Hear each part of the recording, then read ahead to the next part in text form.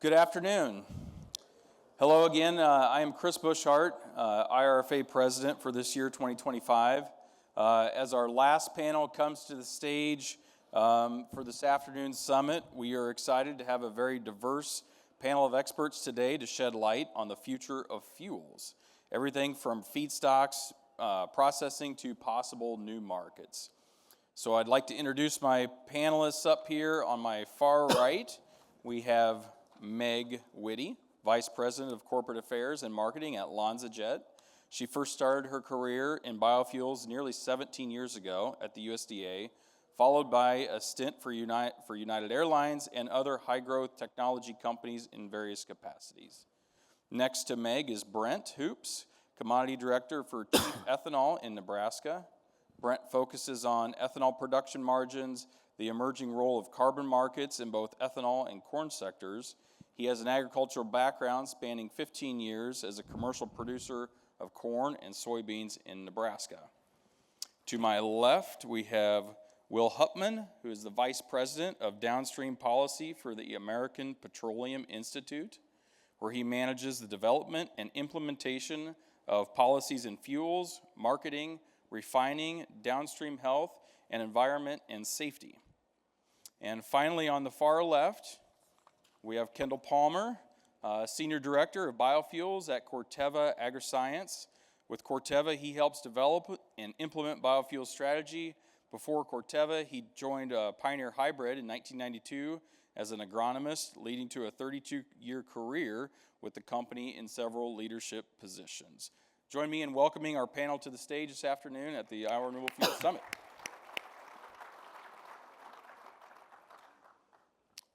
As it's been in the other panels, you have the access to the QR code either up here or on screen at various times. Go ahead and submit those questions if you have them, and we'll try to get to them before we get out of here. I'd like to start with Will. Okay. We're glad you're here. Maybe 10 years ago, Will, you wouldn't have been here as API in the Biofuels Conference. Tell us about what's changed in areas where you see biofuel and petroleum working together. Thank you, Chris. Thank you all for having me here. Thrilled to be here. API, very briefly, represents about 600 member companies, supports about 11 million jobs, and accounts for about 8% of the GDP of the United States. So we say our members make, move, and improve the majority of our nation's industry. There's a line from a recent HBO TV show where the main character says, everything everywhere changes all the time, forever. Get used to it. And I really like that line, and I think it is a succinct and truthful explanation of why I'm here. Our companies have evolved. Your industries have also evolved over time. So there are a number of factors in terms of technological advancements, in terms of infrastructure advancements, I think that have brought oil and gas companies and biofuel companies closer together. But I think one thing that we have to mention is just the outsized role that government has played in our space and will continue to play in our space. And I think with the last administration proposing a suite of vehicle rules that essentially were an EV mandate and excluded liquid fuels writ large from having a place in America's transportation future, I think one of the silver linings of that is it really brought our industries closer together so that we're able to advocate and ensure that liquid fuels have a role into play in the transportation of tomorrow. That's a big part of why I'm here, and excited to be here with the other panelists. Thank you, Will. Yeah, that's been definitely a change. As we've seen, EVs astutely do not have a gas tank. And so it forces all liquid fuels to get on the same page here, and we certainly have seen great progress together and really feel like we're moving in the direction that we'll continue to see more of that progress together in the future. So thanks for joining us. Next we'll go to Kendall. A company like Corteva, which supplies seed and crop protection solutions, why are you interested in biofuels? Great question, we've heard a lot today about the future demand of biofuels. We've learned a lot about the positive impact that biofuels are making. As Monty said today, we need a new demand driver for ag feedstocks going forward. And we know farmers are looking to be part of the low carbon solution. So from a Corteva standpoint, we think agriculture should play a really key part of the renewable fuels future. As you look at where we're at today, from a Corteva perspective, we've been developing crops for nearly a century. In fact, I'll put a plug in 2019 or in 2026. Pioneer brand will hit their 100th year of plant breeding here in the U.S.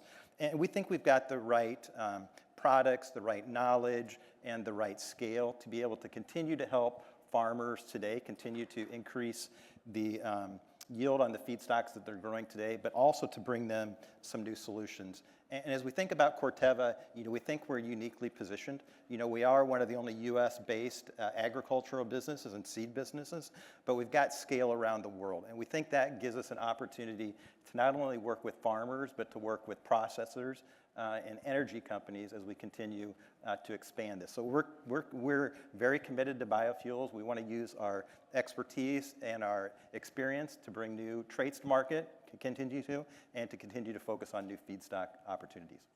Excellent, thank you. Meg, not too long ago, LanzaJet held a grand opening for an alcohol-to-jet production facility in Georgia. Tell us a bit about how you got to that point and what's happening now.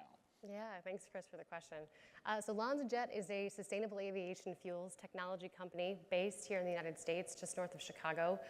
We are a global company. We've announced projects all over the world, including the UK, EU, Australia, India, Japan. But our very first and the world's first ethanol to jet fuel plant we built here in the United States in rural Georgia.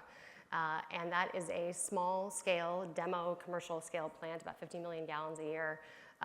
But that has taken everybody across the entire value chain, from farmers and producers to feedstocks, ethanol producers to aviation, everyone in between, consumers, the flying public, to come together to say something different is needed. And so one of the things that kicked that off for us and for many others was the SAF Grand Challenge here in the United States. And what that was effectively, and as many of you know, bringing together USDA, DOE, and DOT to say, we're going to set some ambitious targets here in the United States for what this means for aviation. And over the course of the next few years, from between now and 2030, we're going to produce 3 billion gallons of sustainable aviation fuel. By 2050, 35 billion gallons of sustainable aviation fuel, which will account for all of the domestic demand for aviation in the United States, and about 50% reduction in overall life cycle greenhouse gas emissions. So those are pretty ambitious targets. But for LanzaJet, what that meant is a clear market signal and a demand from within the United States, but also global aviation. And so there's a huge opportunity for ethanol here in this country and globally. And so we saw that opportunity and brought together a group of stakeholders who believed in that, from aviation to oil and gas. Some of our investors include Shell, Suncor Energy, Mitsui, which is a massive conglomerate. So you have folks, again, across the entire value chain who saw the opportunity here with sustainable aviation fuel. So we're really seeing some good momentum in the industry.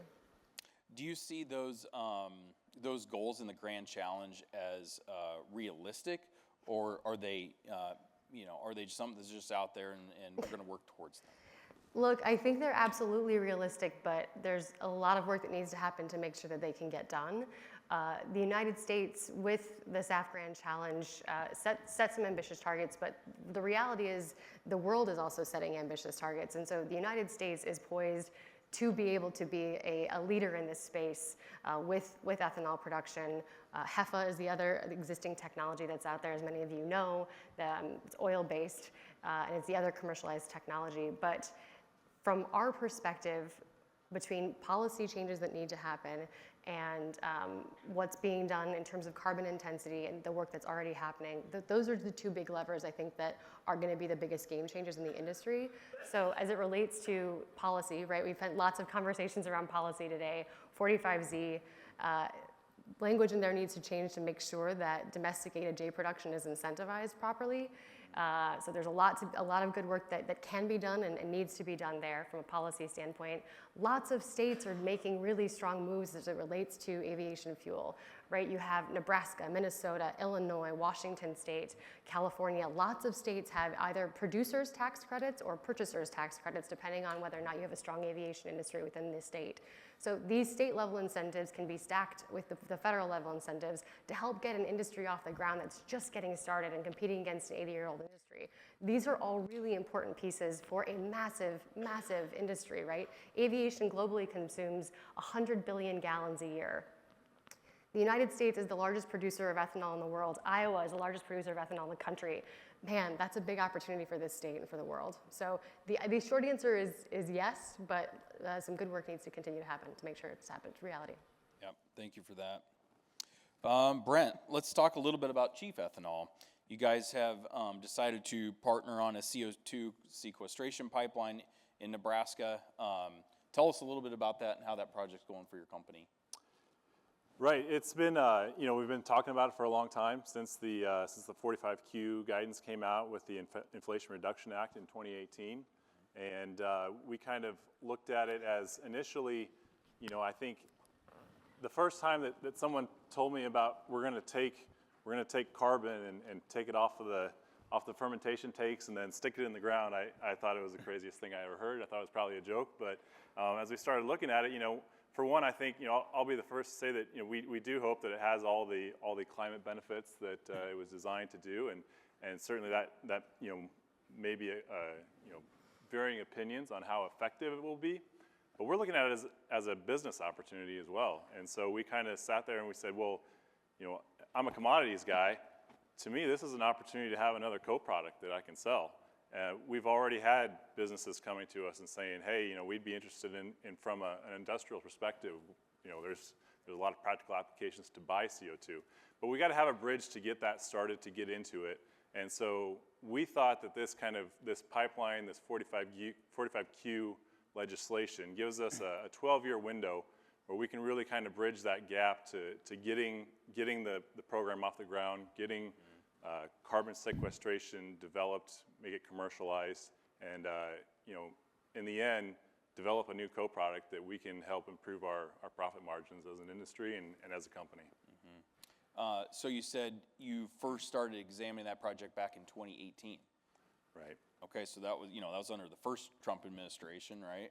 And what have you seen? You said it's a 12-year project. How does that work? Is that 12 years from 2018, or how does your company look at that? Right, so there's been some changes along the way, but it's from the time that the facility at our plants get up and going. You've got 12 years from that time.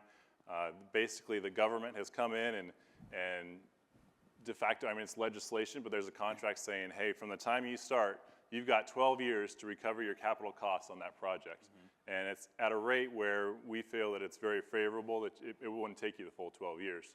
So even if the whole carbon issue goes away in 12 years at the end of that contract, kind of calling it, worst case scenario, we are set up to take advantage of other markets as they become available. Our capital costs have been recovered, and we think it just puts us in a better position going forward. Mm. That's really good. Okay, Will, maybe kind of continuing on that, what's API's position with carbon sequestration in general, and maybe how you guys look at some of these projects that have been announced? Yeah, thanks. Building off of what Brent said, at API, we are big proponents of CCUS and specifically big supporters of CO2 pipelines. We think they're necessary to make meaningful emissions reductions in a wide variety of technologies. I think if you look at the backdrop, we're blessed in this country with an abundance of natural resources. We're the world's largest oil and gas producer. We've talked about the amazing biofuels production and innovation, and I think all of this is undergirded by our infrastructure, and CO2 pipelines are going to be a big part of that infrastructure in terms of ensuring that we can continue to produce the most energy in the world and do that in a cleaner and better fashion than other places around the globe. So I think there's about 5,000 miles of CO2 pipelines right now that offtake about 80 million metric tons of CO2. We think that's a good start. We certainly like to see that expanded, whether that's moving CO2 off of petroleum-based products or biofuels-based products. It's the type of infrastructure we need to continue to lead the world, not only in energy production, but in cleaner, emissions-reduced energy production. With pipeline, I mean, obviously your industry's pipelines have been an integral part of it for a long time, like you said. You have any perspective on some of the challenges that we've seen with our industry and the pipeline projects versus maybe how you guys have navigated those waters in the past? It's a good question. I know it's not a clean and easy issue. I know there's opposition from probably most specifically and prominently landowners who sometimes don't want projects to go through their land, and that's certainly understandable. I think the thing that I would take away from our experience with pipelines is community engagement is probably the most important thing. I think engaging with the community, explaining what you intend to do, why you intend to do it, dealing with individuals consistently, responsibly, fairly, as you're talking about putting pipe in a certain area. To my knowledge, there have been 0 fatalities associated with CO2 pipelines, so certainly not some of the danger aspect of some other energy-producing technologies. But I think community engagement critical, but also in terms of the country writ large, this is something that we're going to need to continue to produce the most energy and produce it in the cleanest manner possible. Will, I might just piggyback on that. We've got some recent experience with the community engagement side. Fortunately for us, Tallgrass took kind of the brunt of that for us, but I've sat in some of these Board of Commissioner meetings at the county level, local community leader meetings, and people have brought their concerns. And when you start talking about them, there's a lot of when you talk, people's concerns come out, and then a lot of times there's a really easy and logical answer where you can say, here's how I can alleviate that concern. And they say, well, geez, I didn't know that. We've been surprised, just the laterals that are planned to support our plants, it's been a really strong public support when we start talking about some of the benefits to the agricultural industry, some of the safety record of the pipelines, and just kind of what exactly we're dealing with as opposed to what are some of the other things and the concerns that are out there, various chat rooms, forums, things like that. When you start engaging with people and talking, it's amazing how we've seen a lot of change in heart and a lot of initial opposition actually turned into support. So that's been really fun to see. That's good. Maybe we'll go to Kendall next. Could you tell us a little bit about Corteva's perspective on opportunities for biofuels in the future? Sure. Well, the one piece of advice Monty gave today was wear your favorite socks. So I have my old-fashioned socks on right now.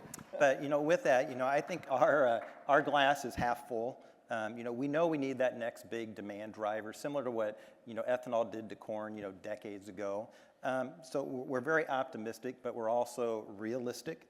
We know that there's a ton of policy and incentives to be written that could take anywhere from 1 to 3 to 5 years. But as a seed company, we know that we can't sit back and wait for the policy to be completed. So, we're already today actively continuing to invest, in improving those feedstocks that farmers use today. And we're also continuing to invest in crops and cropping systems that we may need when these policies and regulations get finalized. So it's one of the tough things about the seed business and farmers. It takes us a long time to develop these cropping systems. They're not developed overnight. So we need policy that's going to be there for multiple years, so we can all take the time to invest and develop out these cropping systems, because we know these feedstocks only get created one way, and they get created by farmers. So. Yeah, that's a really good point. It was brought up earlier today too that with the nature of dynamically changing policy, it's hard for businesses to plan and certainly invest capital and is well understood. And your business is a very long-term development cycle, and so those things just take time, right, to be successful. So.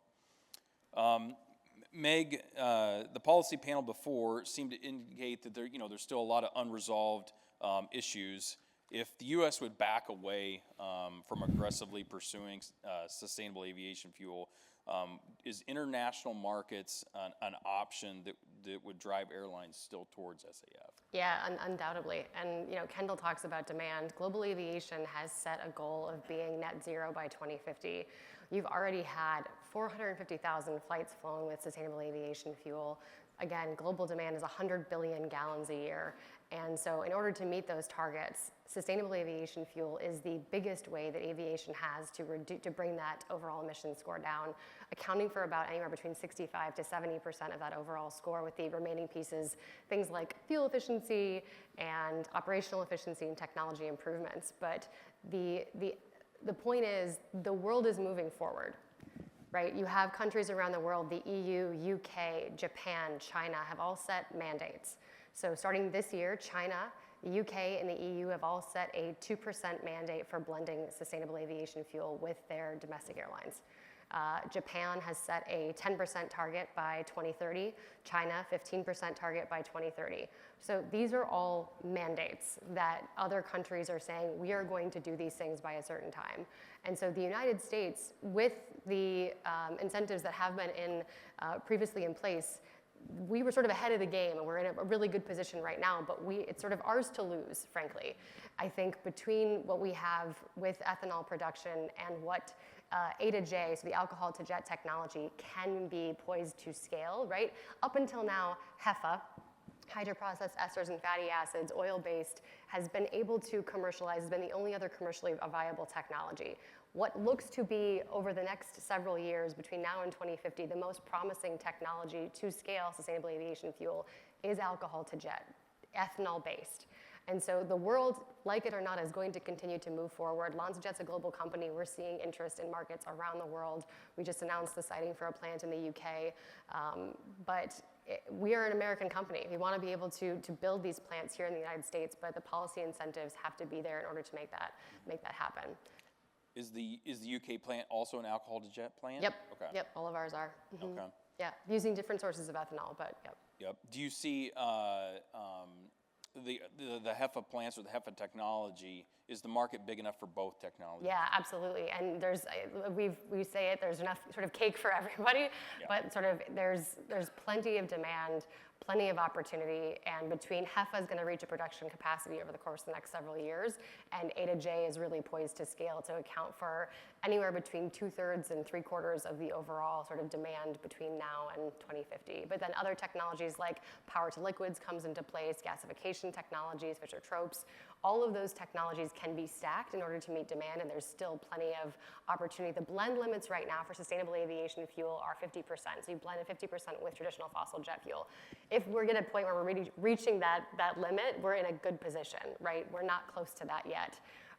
As of last year, we're still less than 1% of production of sustainable aviation fuel relative to global demand.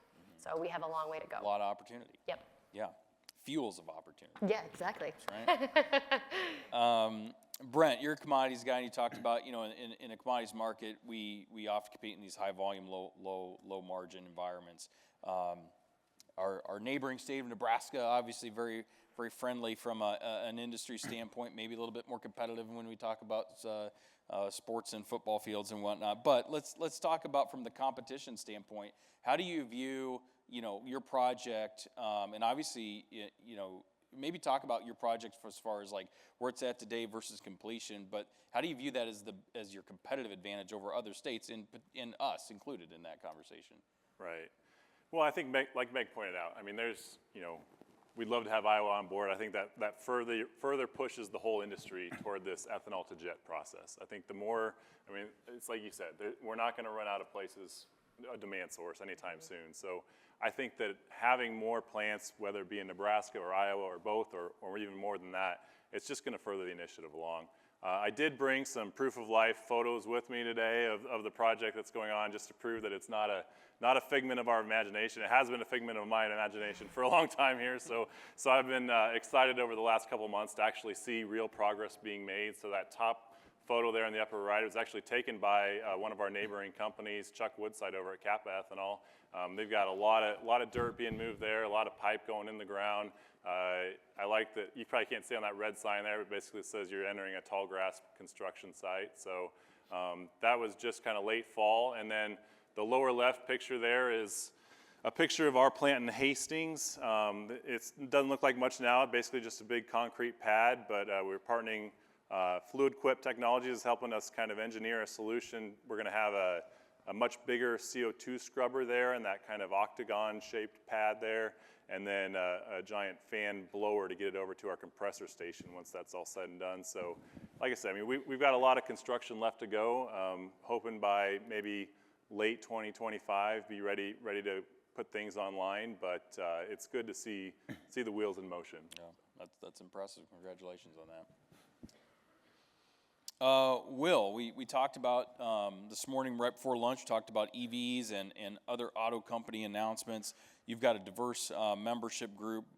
What's the future of liquid fuels as you see that balance with the EVs, plug-in hybrids, and these sorts of things coming at us here in the U.S.? Yeah, let me start by saying that API is not opposed to electric vehicles. We think they fit the transportation needs, of many Americans, and are obviously here to stay. I think having said that, importantly, EVs do not fit the needs of every transportation American. You may live in a rural place. You may live in an urban place where it's difficult to charge. You may live in a cold area, or you haul heavy loads up long distances or up mountains. In these cases, EVs may not be the best option for you.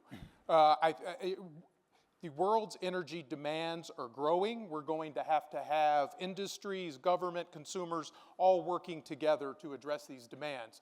And if I were to think of the worst way to do that, I would engineer a one-size-fits-all mandate for a country as big and diverse as ours, with a single technology that we are reliant on our biggest geopolitical rival to provide. And that's exactly what the last administration did.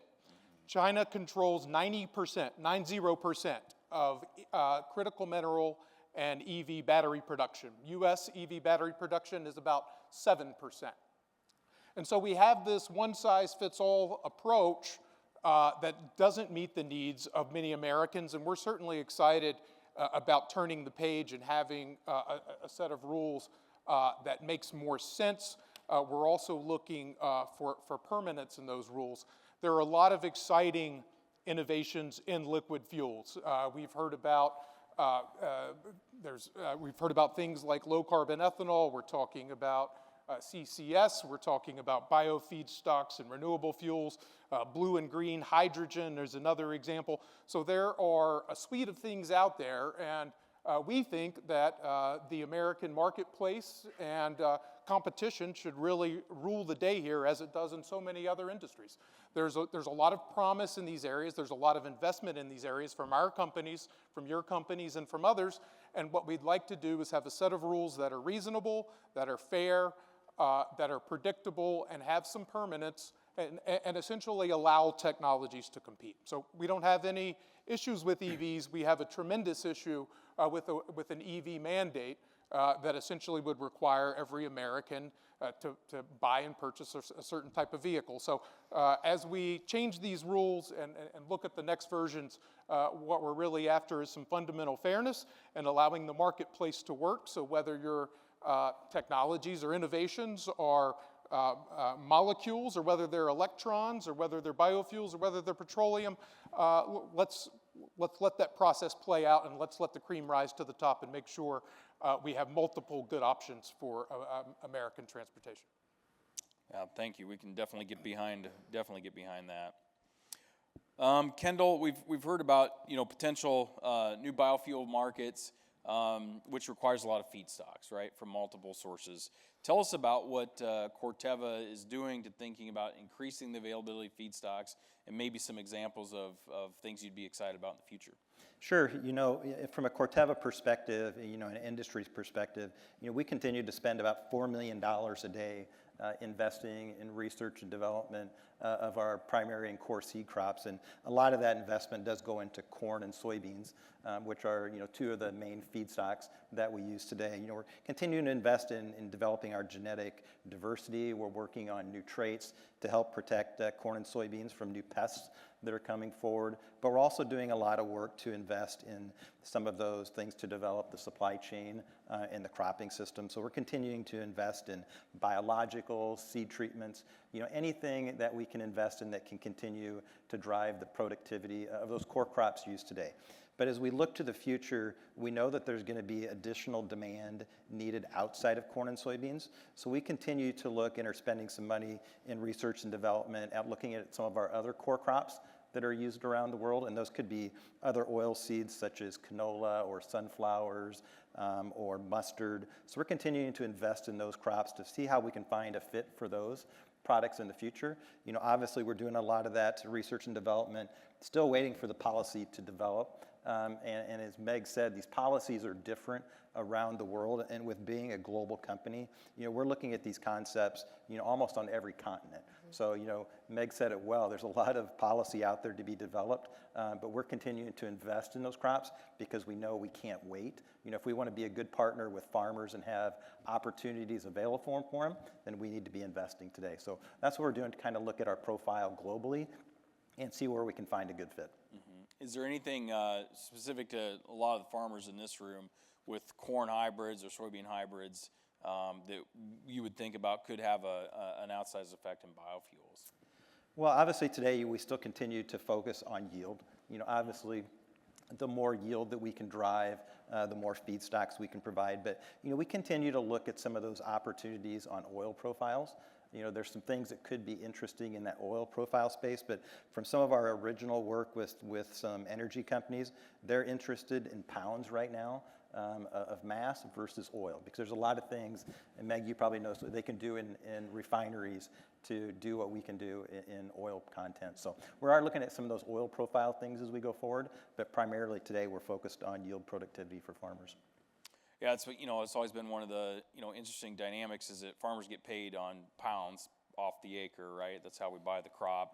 But yet there's some of the componentry inside those pounds as the market sort of sorts itself out could be more valuable in the future, depending on, you know, how some of those particular elements align. But how about from, you know, just the overall supply? You know, Monty showed some charts earlier this morning, talked about sort of this, you know, that we've been building some length of supply here the last couple crop years, and you know, certainly we've had some variable weather conditions. The projection of, and certainly, you know, even in our farmers up in, call it north central Iowa, and I know it's prevalent across a lot of the state where we've seen, it's not uncommon to run into somebody that's able to say, you know, I saw 300 acres on my, or 300 bushels an acre on a cornfield across my 80, you know, back and forth. And 5 years ago, that was not. And 100 bushels an acre on, you know, on the monitor for soybeans. How do you guys think about that from just the supply of feedstock? Because the genetics are showing that potential that is really sort of eye-opening to those of us who have been around a long time. Yeah, you know, I think what I would say there is, you know, from a seed company perspective, we're going to continue to innovate. You know, we're going to continue to increase yields, productivity, because when prices do get low, you know, farmers need to have more bushels per acre. But obviously, as others have said today, we need to create this demand channel, right? Renewable fuels, we need to all advocate for. They need to be a key demand driver for us as we go forward. Because you're right, you know, everybody out there is continuing to work to increase the yields of corn and soybeans, our core crops, and we have to continue to find those new markets. We talked a lot about the investment in funds and monetary funds around the world. You know, we've got to advocate for that new demand channel. And then it was said well today, you know, who's going to have a weather failure, right? So you can't start to dial back yields when you don't know what's going to happen to demand long term. Yeah, that's good. If we could put the QR code on the screen, I've got the iPad in front of me, and it looks like they are downloading. So if you've got questions that you want to ask one of the panelists, so we got about 20 minutes left here, so fire them in, and we'll try to get them worked in. Why don't we go to Meg? You've also worked for United Airlines in the past, so you bring this unique perspective.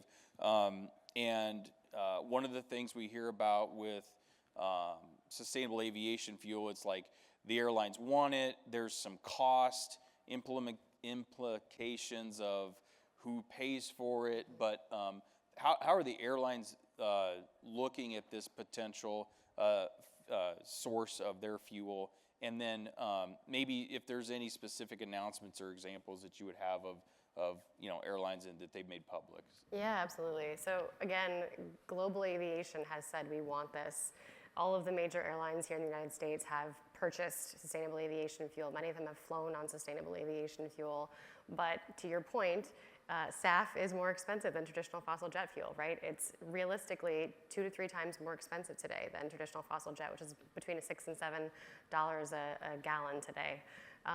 So it's significant. And for an industry that runs on very tight margins, that's meaningful. But what I can say, for a long time, aviation has made this commitment to be sustainable and to kind of do better and do more. Also, it's in their interest, right, from a diversification of fuel standpoint, so there's that benefit as well. What's going to help drive that is a number of things. It's looking at the entire value chain. A big piece of that will be corporate consumers. So think about people who are companies trying to reduce their Scope 3 emissions, whether they are big consulting firms, whether it's like the Amazons or the Googles who are looking to bring those overall emissions down. And they're helping to fill in some of these gaps when it comes to overall cost differences. But what we have seen at LanzaJet, what we're happy to see is you have aviation, we have investors like British Airways, Southwest Airlines. These are all companies that not only have made financial investments in purchasing sustainable aviation fuel, but they've gone sort of above and beyond, right? Southwest Airlines has they've invested in Sapphire Energy, which is, again, using corn stover to make ethanol. British Airways is working with us on a project in the UK to build a SAF plant. So they are investing upstream to make sure that this actually gets done. They're putting the skin in the game to make sure that overall, over time, that these investments not only sort of come to fruition, but they're very much the beginning part of it. So there's a lot that's happening across the entire value chain, but the finance industry has been involved. We have seen great investment, LanzaJet in particular, over the course of the last year. We've done a bunch of fundraising and have been very happy to see how many different types of organizations are willing, Airbus included, major OEMs are getting involved because it behooves them as well to make sure that their aircraft are sort of in service longer. So the entire aviation industry is committed to doing this, and even though today the cost is higher, you're still seeing many of them. I think over 50 airlines have purchased, or again, 450,000 flights, so it's happening. You're seeing that commitment. Mm-hmm. So that can give us as sort of an industry some confidence that, they are putting their money out there to say, hey, we're here for the long haul. We want to see this develop. Yeah, absolutely. It's a huge demand. 100 billion gallons a year, and it's an industry also that is going to continue to grow. People are going to continue to fly, right? We're not going to be flying planes on batteries anytime soon. It just doesn't. It's not feasible. So what is going to make up that difference for aviation? And that's where SAF comes in, and where this industry, having been in biofuels for, again, almost 17 years, there's such a massive opportunity. Kendall, you've said demand drivers a few times, and man, this feels like a big one. So a great opportunity for this industry. And, I think this has been a thread that's gone through many of the panels today, but in my perspective, having grown up in this state, there's no better innovator than a farmer. You've been doing it for decades, right? And so one of the things that the policy has to get right, it has to recognize, is all of that innovation.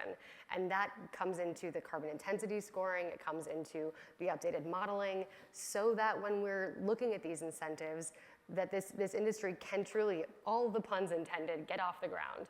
And it starts here, it starts in the Midwest, and it can, and that's what I think is so exciting. And I tend to be a glass half full kind of person, but that feels like such a huge opportunity, and frankly, it's ours to lose. And I think I'll get a little bit cheesy for a second, but bear with me.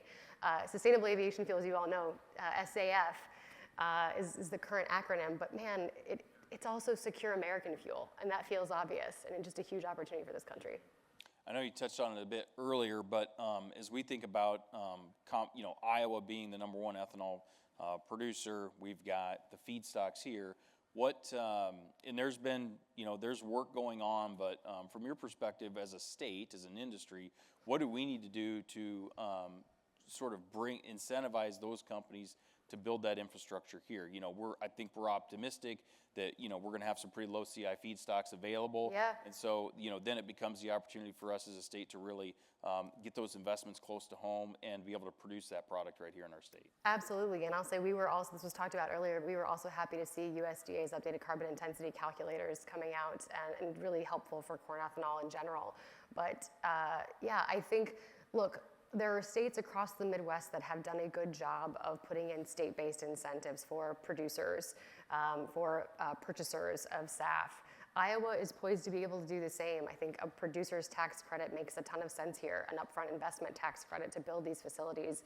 You want to be able to do this close to home, but if the policies aren't right at the federal level and the local level, these companies need to think about what makes the most sense to make sure the economics actually work out. And so, I'm obviously biased, having grown up in this state, and want to see the investment here in the Midwest. So my hope is that we will continue to do more and to continue to create those opportunities for companies to invest here at home. Excellent, thank you. Brent, you mentioned it in the picture, the progress that you have. Could you just give us just a little bit of an overall view of the Tallgrass Pipeline project, and where does it start, where does it end, and as you guys are connected to that, what does that mean? How's that going to work for you? Right. So we had a huge advantage. I think most people in the room probably know, but I mean, we are not digging a new pipeline per se. The pipeline was already in the ground. It's called the Trailblazer Pipeline. It's been in the ground for decades. Tallgrass owns that pipeline. It was previously used to transport natural gas. It's been used for years that way. And Tallgrass made the assessment that they could vacate that pipeline, basically reverse the flow, and then put all the natural gas through nearby what's called the Rex pipeline. So then they've got this pipeline that basically spans the state of Nebraska that's able to be repurposed, and so they're doing that. And so we didn't have nearly the obstacle that other geographic areas have with trying to get the whole thing started from ground zero. All we're having to do is get the laterals up to the ethanol plants that would then feed that Tallgrass pipeline, the old Trailblazer pipeline. And then it's going to be extensive testing. They have to make sure all the switch from natural gas to carbon dioxide is all complete and able to handle the pressure, actually there's several step changes from gaseous form to liquid form, back and forth, depending on specs of the pipeline and things. But then eventually it's going to end up in southeastern Wyoming, where it'll go more than a mile underground and be permanently sequestered by the engineering standards that have been set forth to make sure that that's reliable for many, many years. Mm-hmm. So it's kind of the big scope of it. Okay, thank you. Will, we've talked about how there's a lot of synergy and momentum with petroleum and biofuels. Are there any areas that you see that maybe we would still be on two separate pages and we might just have to sort of agree to disagree in a couple things? That's a great question. I think the good news is we agree on a lot more than we disagree on. Mm-hmm. The previous panel just talked about E15 year-round legislation. We're partners in that. We're partners in that with Growth and RFA and the corn growers and Farm Bureau. We actually have a meeting tomorrow with EPA to advance that issue. We've also asked for more advanced volumes in the RFS. I believe that's new ground for API. So again, our companies are invested in this space. We want to see the RFS work and function as intended, so we're publicly supportive of more advanced volumes. We'd like to see multi-year volumes. We understand the numbers are key for many folks in this room. For us, we're looking for predictability and planning and where to allocate capital. So all areas of agreement. Chris, I know that's not your question. I think one area where we disagree, if I had to pick one out, it's probably on the cellulosic volumes within the RFS. There are many people in this room who probably know more about that than me, but from our perspective, the targets under the RFS and actual production capacity are rather far apart. And so we're looking for those numbers to be closer together in terms of where the numbers are set and what the actual production capacity is. But I don't want that to be the popcorn stuck in your teeth per se. I think writ large, we're certainly supportive of RFS and certainly supportive of it making work with a few examples. I think cellulosic is a place where we may not see eye to eye. Mm-hmm. Yeah, that's fair. But again, that would be a very small issue on the stack. And so, great to hear, like you said at the open, 10 years ago, that would probably not have been the case. So certainly come a long way. Kendall, we've seen public announcements that Corteva is forming partnerships in the biofuel space. Can you tell us about those and maybe what's unique about them? Yeah, great question. We've had a pretty exciting couple years. I think it was about 2 years ago we announced a partnership with Bunge Chevron to bring winter canola. It's a crop, one of our hybrid crops that we invest in Europe. So it's a crop we brought over from Europe. It's a crop we knew well. We knew the cropping system. So under the relationship and partnership with Bunge Chevron, Corteva Pioneer brand brings the knowledge and the genetics of winter canola to the Mid-South. And we work with farmers on cropping systems. We want to make sure farmers can be successful growing the crop, and in return, under the partnership, Bunge and Chevron has an offtake agreement with the farmer for the grain, which the intent is for that grain to get crushed in Louisiana and finally used by Chevron, likely to create renewable diesel in the South. So probably the unique thing about that process is, these are new cover crops. They don't have a lot of demand sometimes outside of biofuels.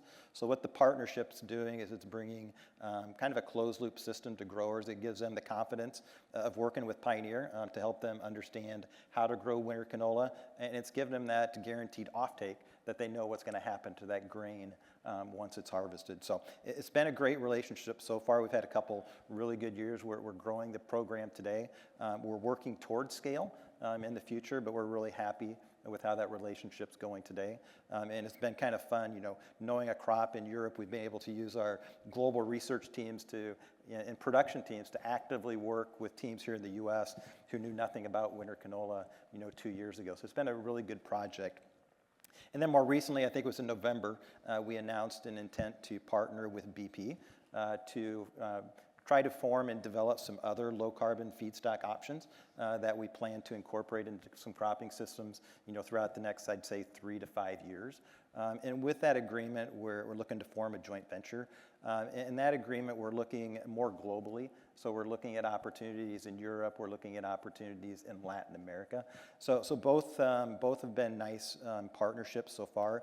And what we really like about it is we can bring a successful cropping system opportunity to farmers, and we're bringing a new revenue opportunity to farmers as well with that offtake contract with our partners. Mm-hmm. Cool. We've got a couple audience questions that are coming through. We'll go to Meg maybe for this first one. I think it's targeted towards I'll just read it. The 45Z tax credit's a big opportunity. How much of this goes to the SAF producer? And does the farmer get any of that? And what's the demand? I guess we've already touched on that. And then the potential demand for corn. So maybe like of the 45Z, which again is the policy panel, reiterated a couple times, it's still a little bit kind of hanging out there. But in concept, how do you see that for the SAF producer, the ethanol producer, and then maybe the corn farmer? It's a great question. So I think for us, 45Z creates a bit of a challenge. While the intent is really good, what ends up happening is it almost creates a disincentive for domesticated J production. And the concern is you have right now today a credit that goes to alcohol to jet is unique, and it's the only fuel for which the feedstock also qualifies for 45Z. So ethanol and the SAF company are both eligible for the credit, but they can't both take the credit. And so the problem that ends up happening there is an opportunity cost, right? So either ethanol can take it or SAF can take it, or maybe they split the difference, right? But what ends up happening is you essentially disincentivize the SAF producer to buy ethanol in the United States the way it's currently written, which is no problem. And so we're working to figure out what the best way to help fix that is, because essentially companies like us, want to be able to buy ethanol in the United States, but that sort of makes it an economic issue, right? And so what's the solution there? How do we get past that? So it's a question that I can't answer because it sort of, right now, the way the economics work, it'll be interesting to see where the value ends up going. It's great that the value is in the supply chain period, but in order for a very, in many ways, nascent industry to get off the ground, every penny counts.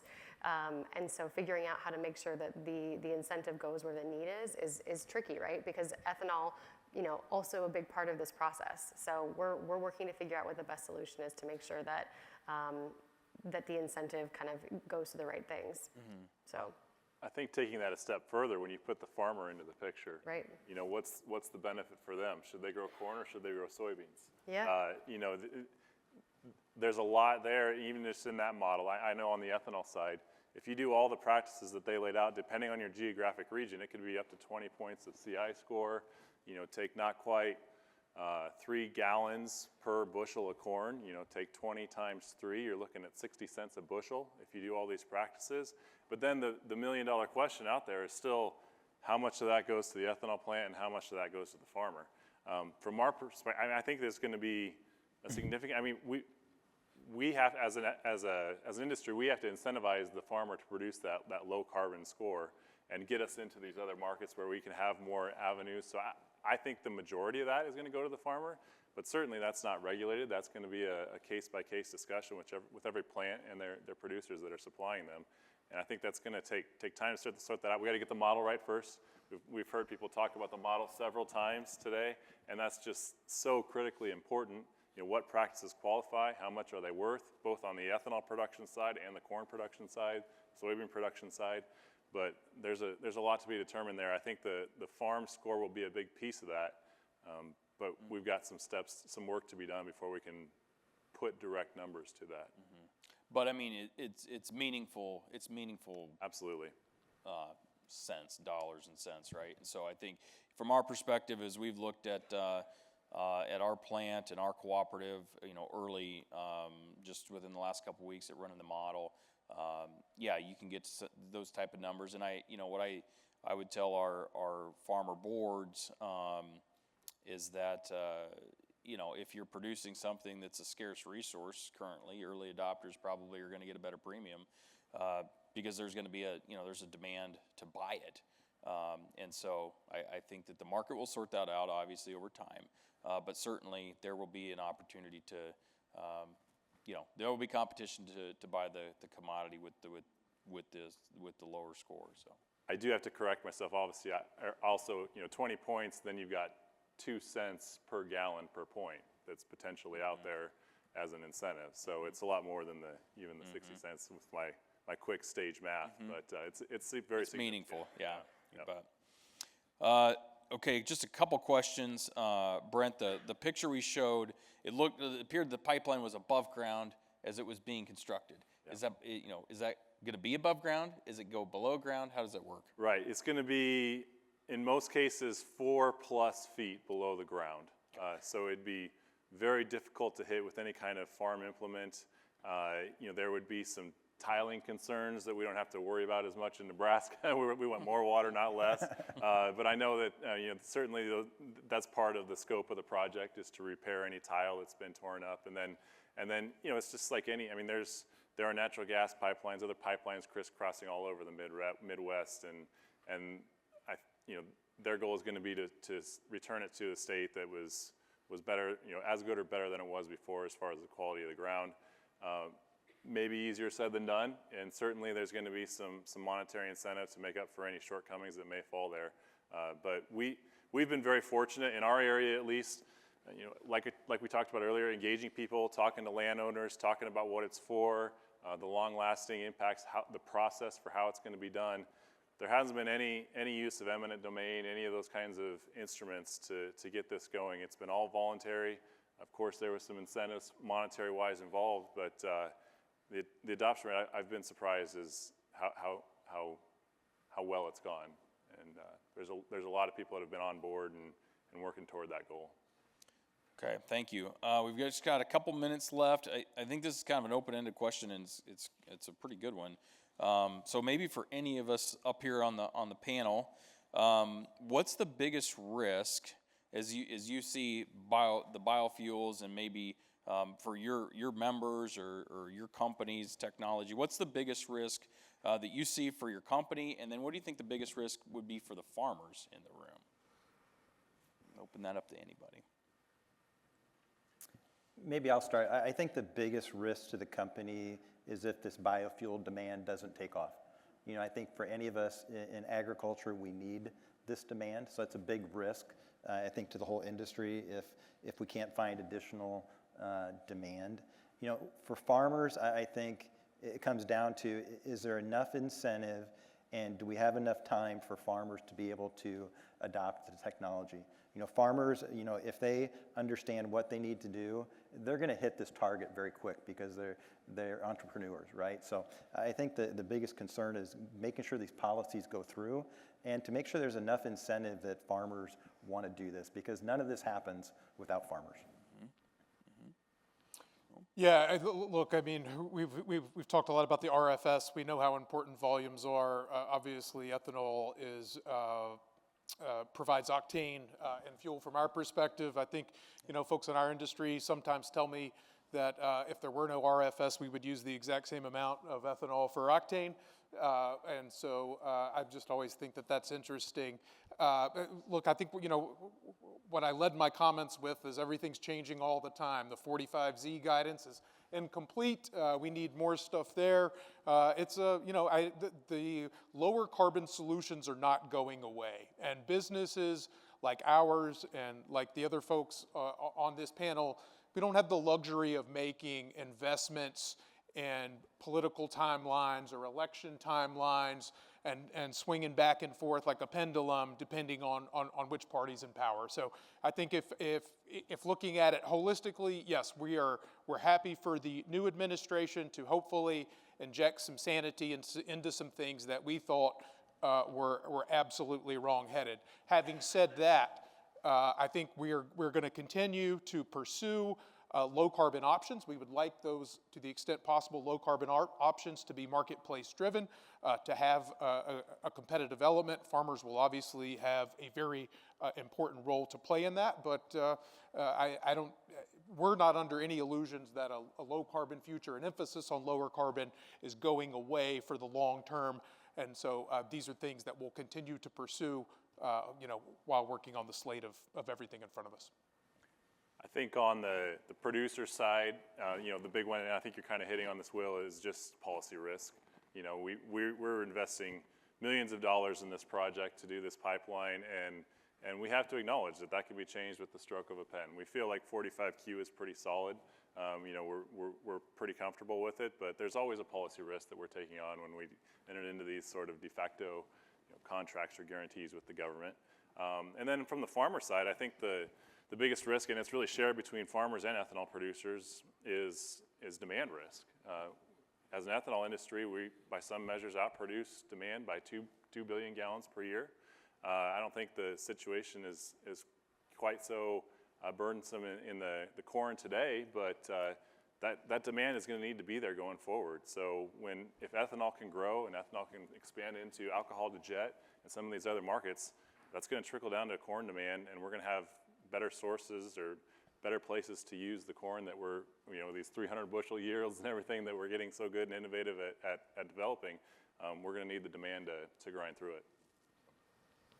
So this year marks the 20th anniversary of the Renewable Fuel Standard, and I think it's sort of fitting in that the opportunity that it created for rural America, for rural economic development, for farmers, was significant in bringing prosperity and investment and commodity prices up, proved itself out in many ways, right? Imperfect, but still did a lot of good. 20 years fast forward, we now have an industry with sustainable aviation fuel that has the opportunity to do that again. And policy is the name of the game for these first-of-a-kind facilities to get them up and running and to prove that the technology works. And to Kendall's point, the demand is there right now for this industry. It's the supply. And this state, this country, has the ability to meet so many of those supply volumes. And it's, again, I've said it before, I'll say it again, it's ours to lose. The policies are going to be so critical, irrespective of what what side of the aisle you fall on. Biofuels historically has been a bipartisan issue, which has been great.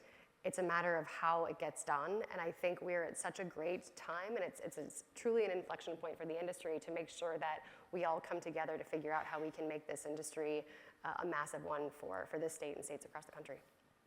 Okay, thank you very much. Our shot clock is on red, so our panel is finished. I'd like to thank all of you for joining me up here today. Let's give them a round of applause.